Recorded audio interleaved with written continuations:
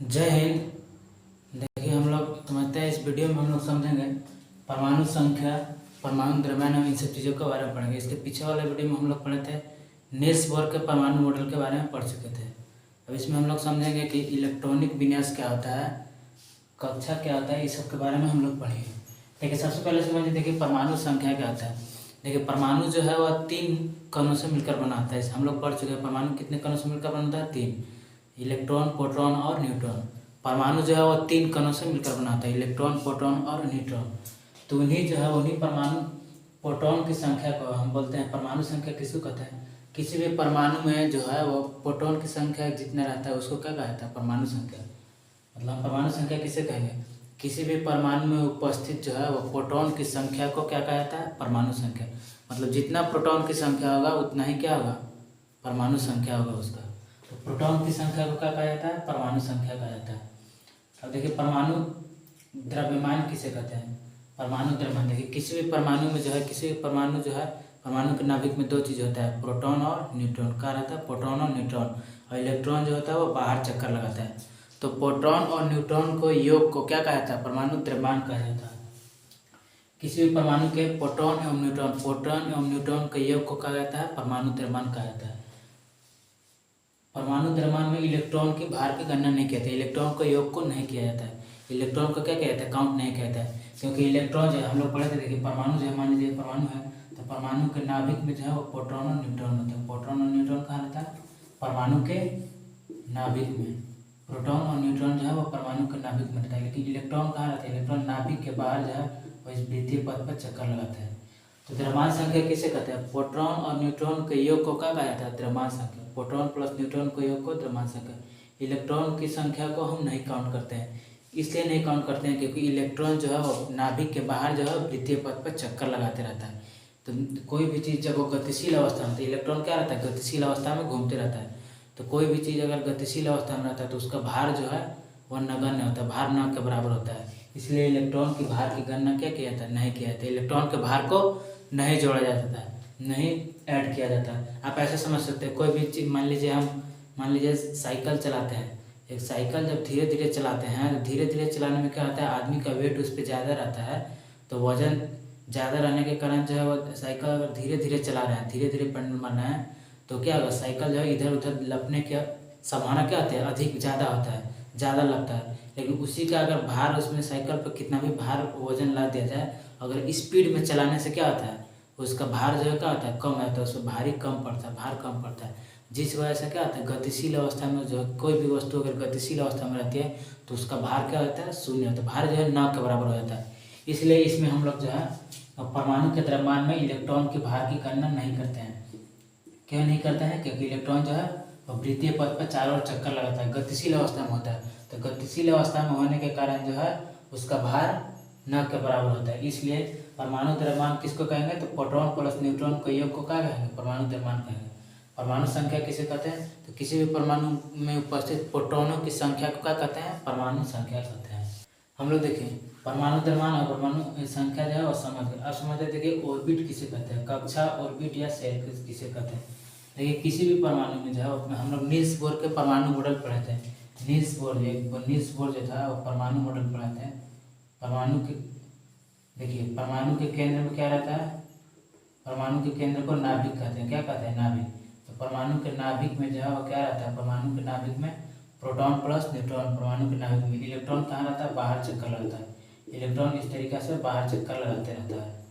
तो देखिए कक्षा या कोष किसे कहते हैं, नाभिक के बाहर जो है, नाभिक के बाहर जिस वृत्तीय पथ पर इलेक्ट्रॉन जो है वो चारों तरफ चक्कर लगा रहता है उसी को क्या कहा जाता है, कक्षा या कोष कहा जाता है। कक्षा कर सकते हैं, ऑर्बिट कर सकते हैं, कोष सब एक ही बात है। कक्षा किसे कहेंगे, ऑर्बिट किसे कहेंगे, तो नाभिक के बाहर इलेक्ट्रॉन जो है वह नाभिक के बाहर जिस वृत्तीय पथ पर जो है चारों ओर चक्कर लगाते रहता है, घूमते रहता है, उस पथ को यानी उस रास्ता को क्या कहते हैं, ऑर्बिट कहा जाता है। क्या कहा जाता है, ऑर्बिट कहा जाता है, कक्षा कहा जाता है। तो नील्स बोर ने जो है वह इलेक्ट्रॉनिक विन्यास के द्वारा जो है वह कक्षा को इतने भागों में कक्षा का नाम दिया था। कोष किसे कहेंगे, इलेक्ट्रॉन जहाँ 4 चक्कर लगाए उसे क्या कहेंगे, कोष कहेंगे। देखिए नील्स बोर ने कक्षा, ऑर्बिट या शेल कहेंगे। नील्स बोर के परमाणु मॉडल हम लोग पढ़े थे, उसमें क्या रहता है, नील्स में कोई भी कक्षा में इलेक्ट्रॉन जो है और कौन सी कक्षा में कितना इलेक्ट्रॉन रहेगा इसका निर्धारण किसके आधार पर होता है। फार्मूला बताया था इसके पीछे वाले वीडियो में, नील्स बोर ने दिया था। किसी भी कक्षा में इलेक्ट्रॉन जो है वो 2n स्क्वायर के आधार पर बढ़ता है। किसके आधार पर? 2n square. यानी कक्षा में इलेक्ट्रॉन जो है, और कक्षा में इलेक्ट्रॉन जो है वो 2n स्क्वायर फार्मूला के आधार पर, 2n स्क्वायर के आधार पर क्या होता है? आधार पर बांटा जाता है। कक्षा में इलेक्ट्रॉन किसके आधार पर? 2n स्क्वायर के आधार पर होता है। कक्षा को जो है मेनली KLMN से सूचित करते हैं, KLMN। देखिए 2n स्क्वायर, जहाँ n बराबर क्या होता है? जहाँ n बराबर होता है कक्षा की संख्या, n बराबर कक्षा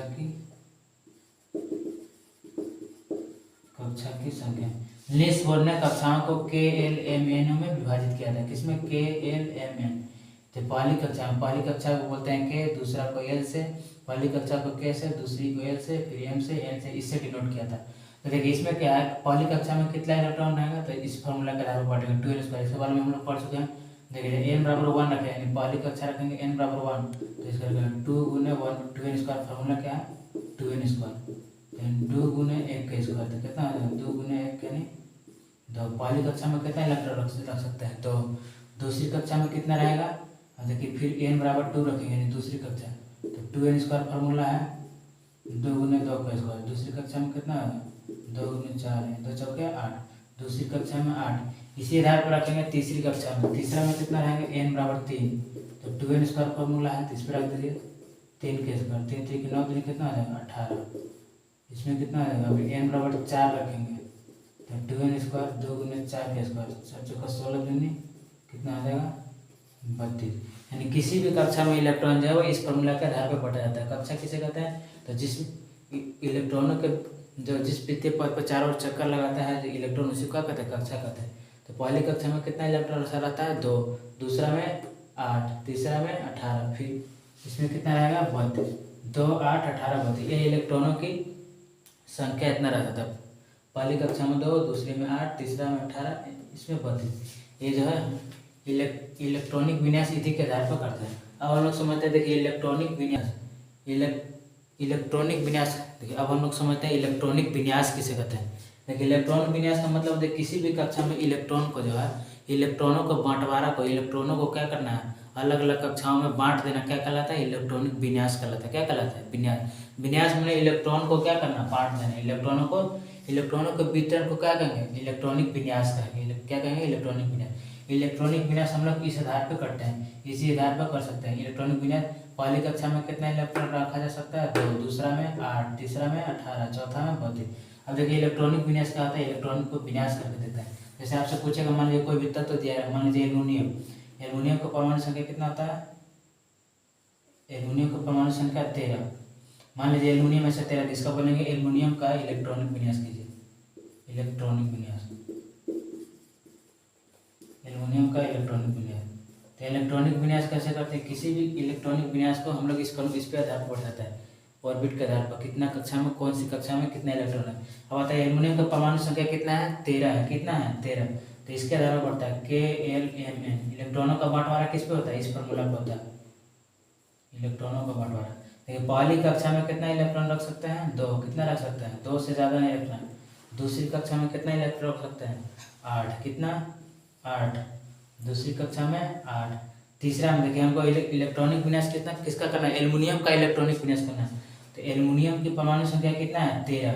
एल्युमिनियम की परमाणु संख्या 13 है, तो हम कहाँ तक जाएंगे? 13 तक ही जाएंगे, क्योंकि रख तो सकते हैं 18, लेकिन हमको 2 और 8 कितना इलेक्ट्रॉन रह गया? 10 को इलेक्ट्रॉन क्या होगा? इसमें बढ़ चुका है। अब हम कितना चाहिए? 3। तो क्या हो जाएगा? एम कक्षा में कितना हो जाएगा? 3। तो ये हमारा एल्युमिनियम का इलेक्ट्रॉनिक विन्यास कितना हो गया? 2, 8, 3। ये हो गया 2, 8, 3, इसका इलेक्ट्रॉनिक विन्यास होगा। इस तरीके से हम किसी भी तत्व का इलेक्ट्रॉनिक विन्यास निकाल सकते हैं। जैसे मान लिया आपको सोडियम दिया, सोडियम बोलेंगे सोडियम 11 का इलेक्ट्रॉनिक विन्यास करें। इलेक्ट्रॉनिक विन्यास करें तो सोडियम के पहली कक्षा में कितना इलेक्ट्रॉन रख सकते हैं? 2। दूसरी कक्षा में 8, के लिख सकते हैं KLMN। इस पे पहली कक्षा में कितना इलेक्ट्रॉन रखना है? 2। 2 से ज़्यादा हमेशा नहीं रखना, इसी फॉर्मूला पे रखना 2n स्क्वायर। दूसरी कक्षा में कितना रख सकते हैं? 8। देखिए 2 और 8 कितना हो गया, 10 गो इलेक्ट्रॉन हो गया। तो अब आपको कितना चाहिए, 11 तक ही जाना है, क्योंकि सोडियम का परमाणु संख्या कितना होता है, 11। जितना परमाणु संख्या उतना ही इलेक्ट्रॉन की संख्या भी होता है, अभी बता रहे हैं हम। देखिए तो 2 8 10 हो गया, अब कितना बचा, 1। तो 1 भर देंगे तो सोडियम का क्या आ गया, इलेक्ट्रॉनिक विन्यास हो गया। क्या हो गया, इलेक्ट्रॉनिक विन्यास। इस तरीके से हम किसी भी तत्व का इलेक्ट्रॉनिक विन्यास जो है वही इस फार्मूला के आधार पर निकाल सकते हैं। किस पे, 2n स्क्वायर के आधार पर। नील्स बोर ने कक्षाओं को क्या नाम दिया था, के, एल, एम और एन। इतना हम लोग समझ गए। अब देखिए हम लोग समझते हैं, देखिए इलेक्ट्रॉनिक विन्यास के बाद आता है संयोजी इलेक्ट्रॉन कहता है। आपसे पूछेगा संयोजी इलेक्ट्रॉन किसे कहते हैं, तो बाहरी कक्षा के इलेक्ट्रॉन को, जो बाहरी कक्षा किसी भी ऑर्बिट के जो बाहरी कक्षा में इलेक्ट्रॉन होगा उसको क्या कहेंगे, संयोजी इलेक्ट्रॉन क्या कहता है, संयोजी इलेक्ट्रॉन क्या कहता है, संयोजी इलेक्ट्रॉन। जैसे देखिए, जैसे मान लीजिए यहाँ पे इलेक्ट्रॉनिक विन्यास करेंगे, यहाँ पे हम सोडियम का इलेक्ट्रॉनिक विन्यास किए हैं, तो पहली कक्षा में कितना इलेक्ट्रॉन है, 2। दूसरी कक्षा में कितना इलेक्ट्रॉन है, 8। तीसरी कक्षा में कितना इलेक्ट्रॉन है, 1। तो ये जो बाहरी कक्षा वाला इलेक्ट्रॉन है, एम कक्षा के इलेक्ट्रॉन, सोडियम में जो बाहरी कक्षा का इलेक्ट्रॉन है वो क्या होगा, संयोजी इलेक्ट्रॉन है। कौन सा इलेक्ट्रॉन, संयोजी इलेक्ट्रॉन। तो हमेशा बाहरी कक्षा के इलेक्ट्रॉन को क्या कहते हैं, संयोजी इलेक्ट्रॉन कहते हैं। इनकी ऊर्जा जो है वो बहुत ही अधिक होता है। और अंदर वाला कक्षा, बाहरी कक्षा को छोड़कर बाकी जो बचे जितनी कक्षा ऑर्बिट है उन कक्षा को इलेक्ट्रॉन को कोर इलेक्ट्रॉन कहा जाता है। क्या कहा जाता है, कोर इलेक्ट्रॉन। आप इसे ऐसे समझते हैं, मान लीजिए यहाँ सोडियम को बनाते हैं हम, सोडियम 11 होता है। सोडियम को पहली कक्षा में कितना इलेक्ट्रॉन रख सकते हैं, 2। यहाँ देखिए 2 रख दिए, पहली कक्षा में 2। दूसरी कक्षा में इसको, पहली कक्षा के दूसरी कक्षा में कितना रखना है, 8। 2 हो गया, 4 हो गया, देखिए 1 2 3 4 5 6, फिर 2 और रख लीजिए, कितना हो गया, 8। 2 2 4 2 6 2 8। दूसरी कक्षा में 8। तीसरी कक्षा में कितना इलेक्ट्रॉन रखना है, क्योंकि सोडियम का परमाणु संख्या 11 था, 2 और 10 तो कितना बचा, 1। तो बाहर वाला कक्षा में कितना रखेंगे, 1 इलेक्ट्रॉन। ये क्या हो गया, ये बीच में बचेगा परमाणु का, ये नाभिक है। क्या हो गया, नाभिक। तो देखिए आपसे पूछेगा इसमें संयोजी इलेक्ट्रॉन किसे कहते हैं, सब संयोजी इलेक्ट्रॉन किसे कहते हैं, तो बाहरी कक्षा के इलेक्ट्रॉन को क्या कहते हैं, संयोजी इलेक्ट्रॉन कहते हैं। तो बाहरी कक्षा में कौन सा इलेक्ट्रॉन, ये वाला। तो बाहर वाला कक्षा के इलेक्ट्रॉन में क्या कहलाएगा, संयोजी इलेक्ट्रॉन। क्या कहलाएगा, संयोजी इलेक्ट्रॉन। बाहरी कक्षा के इलेक्ट्रॉन को संयोजी इलेक्ट्रॉन कहते हैं। अब बाहरी कक्षा के छोड़कर जितने भी बचे इलेक्ट्रॉन हैं इस सबको बोला जाता है कोर इलेक्ट्रॉन। क्या कहा जाता है, कोर इलेक्ट्रॉन।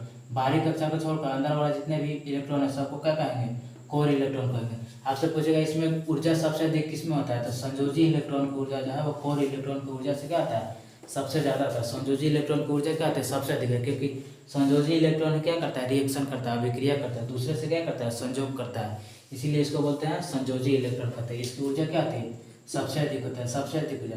अब बाहर वाला कक्षा को क्या, बाहर वाले इलेक्ट्रॉन को क्या कहेंगे, संयोजी इलेक्ट्रॉन। बाहर को छोड़कर बाकी जितना बचा उसको क्या कहेंगे, कोर इलेक्ट्रॉन कहेंगे। क्या कहेंगे, कोर इलेक्ट्रॉन।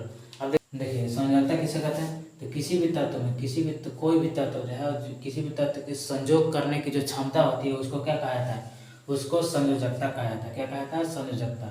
जो संयोजकता कहा जाता है, किसी भी तत्व के संयोग करने की क्षमता को क्या कहते हैं, संयोजकता कहते हैं। अब संयोजकता का निर्धारण जो यानी संयोजकता का निकालने की विधि जो है वह संयोजी इलेक्ट्रॉन के आधार पर ही संयोजकता का निर्धारण किया जाता है। संयोजी इलेक्ट्रॉन के आधार पर क्या कहता है, संयोजकता का निर्धारण कहता है। जैसे देखिए हम इसको मिटाते हैं थोड़ा, देखिए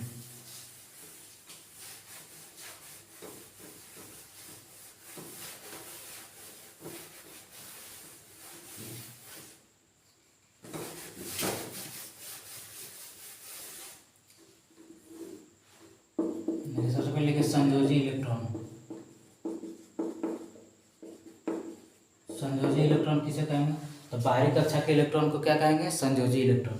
अब संयोजकता का निर्धारण यानी संयोजकता जो निकाला जाता है वह संयोजी इलेक्ट्रॉन के ही आधार पर निकाला जाता है। यदि देखिए यदि संयोजी इलेक्ट्रॉन, देखिए यदि संयोजी इलेक्ट्रॉन यानी बाहरी कक्षा, यदि संयोजी इलेक्ट्रॉन मतलब यानी बाहरी कक्षा के इलेक्ट्रॉन जो है वो संयोजी इलेक्ट्रॉन अगर 1 है 2 है 3 है तथा 4 है, 1 2 3 4 है तो संयोजकता भी सेम होगा। क्या होगा, संयोजकता कितना होगा, संयोजकता भी 1 2 3 4 होगा। मतलब अगर देखिए बाहरी का संयोजी इलेक्ट्रॉन अगर 1 है तो संयोजकता कितना होगा, 1 सेम रहेगा। 2 है तो फिर भी 2 ही रहेगा। 3 है संयोजी इलेक्ट्रॉन तो संयोजकता भी 3 होगा। संयोजी इलेक्ट्रॉन अगर 4 है तो संयोजकता भी 4 होगा। कैसे होगा, देखिए जैसे हम निकालते, जैसे मान लीजिए हम दे दिए सोडियम है, सोडियम का संयोजी इलेक्ट्रॉन बताइए। आपसे माना जाए देखिए सोडियम 11, सोडियम का बोलेगा संयोजकता निकालिए, सोडियम का संयोजकता निकालिए। तो देखिए सबसे पहले आपको क्या करना है, किसी भी तत्व का संयोजकता निकालना है या संयोजी इलेक्ट्रॉन पता करना है तो उसको सबसे पहले क्या करेंगे, इलेक्ट्रॉनिक विन्यास करेंगे। इलेक्ट्रॉनिक विन्यास किसके आधार पर करते हैं, KLM इसके आधार पर करते हैं इलेक्ट्रॉनिक विन्यास KLM। तो पहली कक्षा में कितना इलेक्ट्रॉन रखना है, 2। कितना रखा है, 2n² फॉर्मूला याद रखना। पहली कक्षा में कितना इलेक्ट्रॉन, 2। दूसरी कक्षा में कितना रखेंगे, 8, 11 तक जाना। तीसरी कक्षा में 8 2 10 कितना बचा, 1। देखिए ये क्या हो गया हमारा इलेक्ट्रॉनिक विन्यास। सोडियम का इलेक्ट्रॉनिक विन्यास क्या हो गया, 2, 8 और 1। आप देखिए इसको आपसे पूछेगा इसमें संयोजी इलेक्ट्रॉन है, तो अभी बोले थे संयोजी इलेक्ट्रॉन किसे कहता है, बाहरी कक्षा वाला इलेक्ट्रॉन को क्या कहता है, संयोजी इलेक्ट्रॉन। यानी बाहर वाला सबसे लास्ट वाला कितना है, 1। तो 1 ही क्या हो गया, संयोजी इलेक्ट्रॉन। क्या हो जाएगा, संयोजी इलेक्ट्रॉन।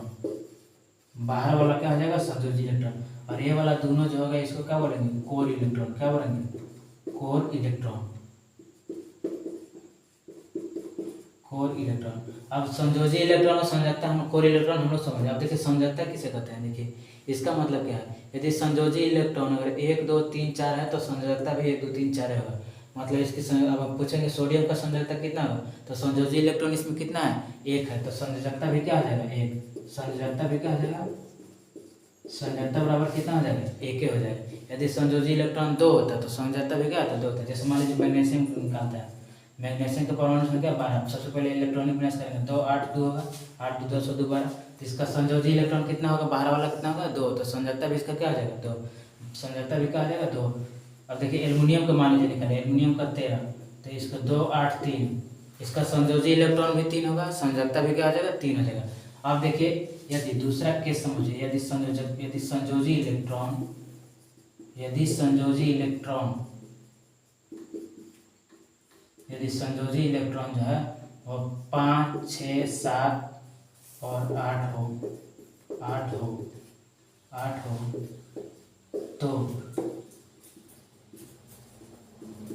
तो संयोजकता बराबर 8 माइनस संयोजी इलेक्ट्रॉन। 8 में से क्या करेंगे, संयोजी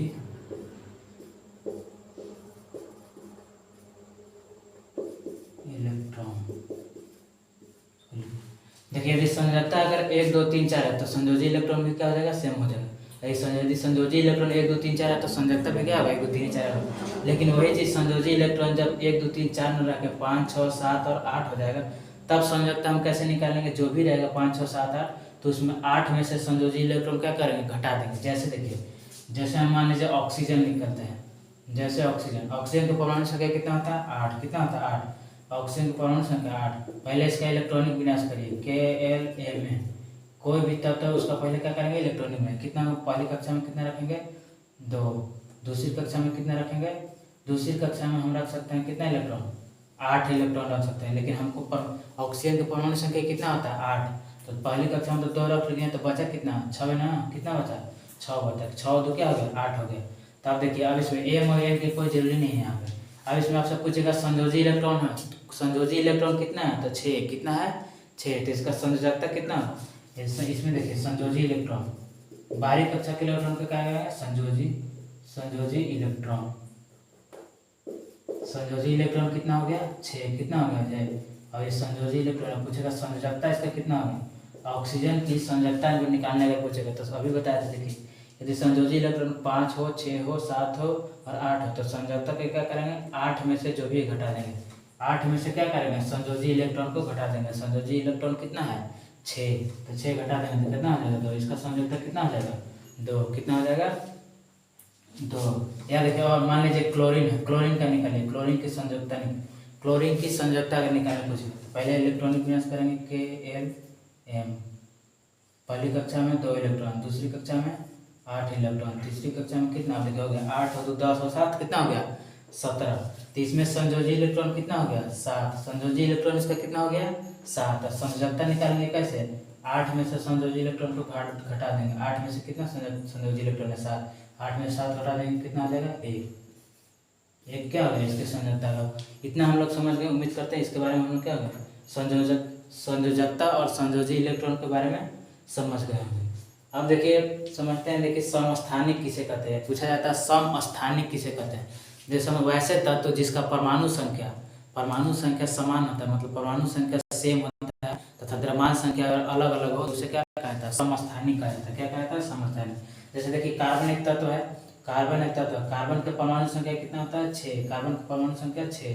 ये भी कार्बन तत्व है, कार्बन का परमाणु संख्या 6। द्रव्यमान संख्या है ऊपर वाला, देखिए नीचे वाला परमाणु संख्या है, नीचे वाला परमाणु संख्या, ऊपर वाला द्रव्यमान संख्या। तो कार्बन का परमाणु संख्या 6, यहाँ पे द्रव्यमान संख्या कितना 12, यहाँ पे परमाणु संख्या 6, द्रव्यमान संख्या 14। तो ये क्या आ गया, समस्थानिक है। क्योंकि देखिए समस्थानिक किसे कहेंगे, जिससे परमाणु संख्या से परमाणु संख्या इसमें भी 6 है, इसमें भी 6 है, लेकिन द्रव्यमान संख्या क्या है, अलग अलग है, इसमें 12 है, इसमें 14 है, तब उसे क्या कहेंगे, समस्थानिक कहेंगे। क्या कहेंगे, समस्थानिक। जिसका परमाणु संख्या सेम हो और द्रव्यमान संख्या अलग अलग हो उसे कहते हैं समस्थानिक। इंग्लिश में बोलते हैं उसे आइसोटोप बोल सकते हैं। अब देखिए समस्थानिक का उपयोग भी हमसे एग्जाम में पूछा जाता है। समस्थानिक का उपयोग किसे कहाँ होता है, जैसे मान लीजिए कार्बन है, कार्बन 14 समस्थानिक। जैसे मान लीजिए कार्बन है, ये कार्बन 6 12 है, कार्बन 14 समस्थानिक है। तो कार्बन 14 का उपयोग किया जाता है कहाँ पे, जीवाश्म ईंधन की आयु ज्ञात करने के लिए, जीवाश्म ईंधन की उम्र निकालने के लिए किया जाता है कार्बन 14 का प्रयोग। जैसे आयोडीन 131 है, ये सब समस्थानिक है, इसका प्रयोग घेंघा के इलाज में किया जाता है। या कोबाल्ट 60 है, कोबाल्ट 60 का उपयोग कैंसर के उपचार में होता है। सोडियम 23, बहुत सारा ये समस्थानिक है, सोडियम 23 का प्रयोग तंत्रिका तंत्र न्यूरॉन में मैसेज भेजने के लिए किया जाता है। तो ये सब समस्थानिक का कुछ क्या उपयोग है। अब देखिए हम समझते हैं समभारिक या आइसोबारिक किसे कहते हैं। वैसे तत्व जिसका क्या है, इसको उलट देंगे, जस्ट इसको से वैसे तत्व जिसमें क्या होगा, परमाणु संख्या अलग अलग होगा लेकिन द्रव्यमान संख्या क्या होगा, सेम होगा, तब उसे क्या कहेंगे, समभारिक कहेंगे। वैसे तत्व जिसमें जिसका द्रव्यमान संख्या सेम हो, द्रव्यमान संख्या क्या हो, सेम हो, लेकिन परमाणु संख्या अलग अलग हो, उसे कहते हैं समभारिक या आइसोबार कहते हैं। जैसे देखिए यहाँ आर्गन है, AR से क्या होता है, आर्गन। आर्गन का परमाणु संख्या यहाँ 18 है, द्रव्यमान संख्या 40। यहाँ पोटेशियम है, पोटेशियम अलग तत्व हो गया, इसका परमाणु संख्या 19 है, द्रव्यमान संख्या 40। कैल्शियम का परमाणु संख्या 20, द्रव्यमान संख्या 40। मतलब इन तीनों का जो परमाणु संख्या क्या है, 18 19 20 अलग अलग है, लेकिन द्रव्यमान संख्या क्या है, तीनों का सेम है, तब इसे क्या कहेंगे, हम आइसोबार कहेंगे, यानी समभारिक कहेंगे। क्या कहेंगे, समभारिक कहेंगे। इसे क्या कहते हैं, समभारिक कहते हैं। अब देखिए परमाणु संख्या, इसके बारे में हम लोग समझ गए। देखिए परमाणु संख्या का एक छूट गया था, परमाणु संख्या को जेड से सूचित किया जाता है। किससे, परमाणु संख्या को जेड से सूचित किया जाता है, परमाणु द्रव्यमान को ए से सूचित किया जाता है, ए से। देखिए थोड़ा सा और इसमें समझते हैं हम लोग आगे।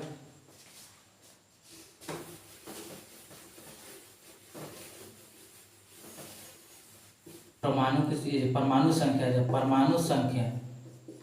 संख्या जो है, परमाणु संख्या किसी भी परमाणु में जो परमाणु संख्या, इलेक्ट्रॉन की संख्या,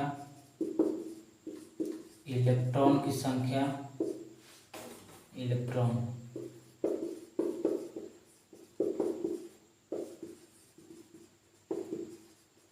इलेक्ट्रॉन की संख्या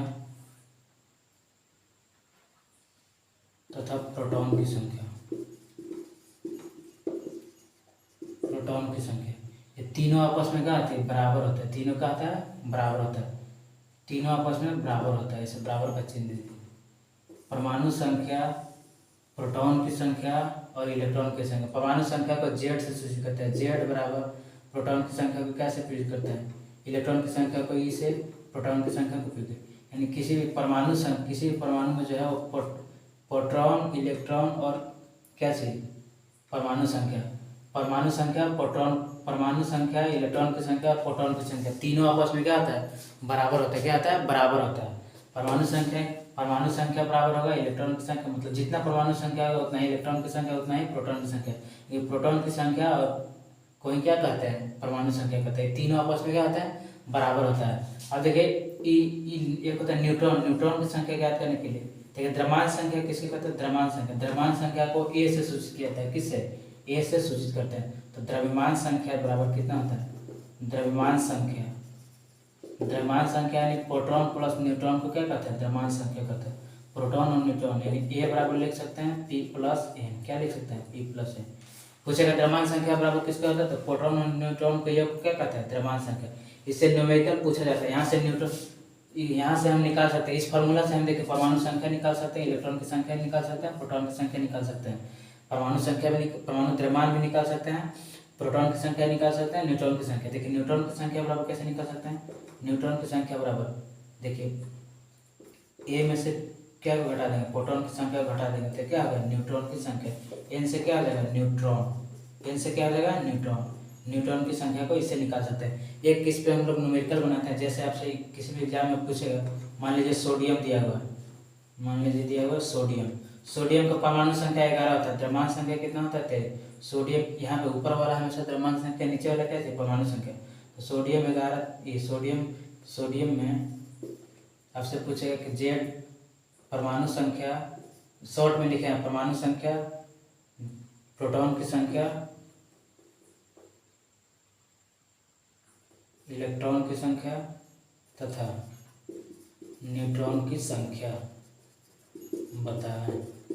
आपसे मान लिया कोई भी तत्व दे दिया है, इसमें पूछेगा कि सोडियम एक तत्व है, इसमें बताइए कि कितना प्रोटॉन है, कितना परमाणु संख्या है, कितना प्रोटॉन है, कितना इलेक्ट्रॉन है, कितना न्यूट्रॉन है। तो इस फार्मूला से आप हमेशा निकाल सकते हैं। इसमें डायरेक्ट निकालेंगे, क्या निकालेंगे, चूंकि जानते हैं कुछ होता है जेड बराबर पी बराबर ई, यानी मतलब जितना उसका परमाणु संख्या है उतना ही प्रोटॉन की संख्या होगा, उतना ही कितना होगा, इलेक्ट्रॉन की संख्या होगा। तो यहाँ से निकाल सकते हैं परमाणु संख्या यानी कितना हो जाएगा, जेड बराबर कितना है, परमाणु संख्या सोडियम का कितना है, 11। तो परमाणु संख्या 11 है, जेड से आप निकल जाए।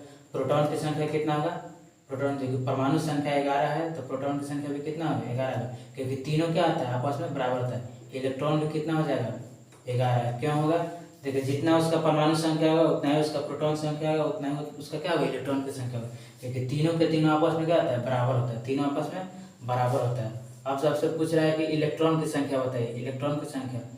तो इलेक्ट्रॉन तो हो गया, न्यूट्रॉन की संख्या कहते हैं। न्यूट्रॉन की संख्या कैसे निकालेंगे, न्यूट्रॉन की संख्या कैसे निकालेंगे, यहाँ फॉर्मूला दिया हुआ है। न्यूट्रॉन चूंकि जानते हैं द्रव्यमान संख्या बराबर प्रोटॉन प्लस न्यूट्रॉन होता है, न्यूट्रॉन की संख्या एक को इधर निकाल देंगे, न्यूट्रॉन की संख्या इस फॉर्मूला, द्रव्यमान संख्या में से प्रोटॉन की संख्या को घटा देंगे तो क्या देगा, न्यूट्रॉन। द्रव्यमान संख्या से कितना दिया हुआ, 23, कितना है 23। तो 23 में से प्रोटॉन की संख्या यानी 11 को घटा देंगे तो कितना हो जाएगा, 12। यानी सोडियम में कितना इलेक्ट्रॉन है, सोडियम में इलेक्ट्रॉन की संख्या कितना है, 11। प्रोटॉन की संख्या कितना है, 11।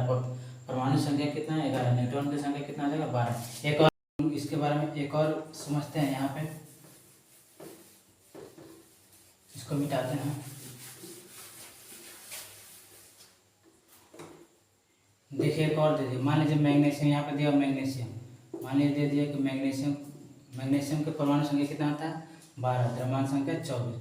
मैग्नीशियम में पूछेगा, मैग्नीशियम में इलेक्ट्रॉन, प्रोटॉन, परमाणु की संख्या, इलेक्ट्रॉन, प्रोटॉन तथा न्यूट्रॉन की संख्या बताओ, न्यूट्रॉन की संख्या बताओ। ये आपसे पूछ दिया। मान लीजिए देखिए सबसे पहले फॉर्मूला हमको पता है कि जेड बराबर पी बराबर ई, मतलब जितना परमाणु संख्या उतना ही प्रोटॉन की संख्या उतना ही क्या होगा, इलेक्ट्रॉन की संख्या, तीनों आपस में क्या होंगे, बराबर होंगे। तो परमाणु संख्या कितना है, जेड बराबर कितना है, 12, तो जेड बराबर 12 हो जाएगा। और देखिए प्रोटॉन की संख्या कितना हो जाएगा, 12, क्योंकि दोनों आपस में बराबर होता है। इलेक्ट्रॉन भी कितना हो जाएगा, 12। अब न्यूट्रॉन आराम से निकाल सकते हैं, न्यूट्रॉन की संख्या का फॉर्मूला के लिए न्यूट्रॉन की संख्या यानी आप न्यूट्रॉन की संख्या कैसे निकालेंगे, द्रव्यमान संख्या में से प्रोटॉन की संख्या को घटा देंगे। तो द्रव्यमान संख्या कितना है, 24, तो 24 में से प्रोटॉन दिया है 12, प्रोटॉन कितना है 12 घटा देंगे कितना हो जाएगा, 12। यानी मैग्नीशियम में इलेक्ट्रॉन कितना है, 12, प्रोटॉन कितना है 12, न्यूट्रॉन कितना है, न्यूट्रॉन भी कितना है, 12 है। इस तरीके से आप किसी भी तत्व का जो है आराम से ज्ञात कर सकते हैं, किसी भी तत्व में कितना इलेक्ट्रॉन है, कितना प्रोटॉन है और कितना न्यूट्रॉन है। इन सब चीज़ों के बारे में आसानी से क्या कर सकते हैं, निकाल सकते हैं। उम्मीद करते हैं इसके बारे में अच्छी तरह से समझ गए होंगे। मिलेंगे नेक्स्ट वीडियो में। जय हिंद।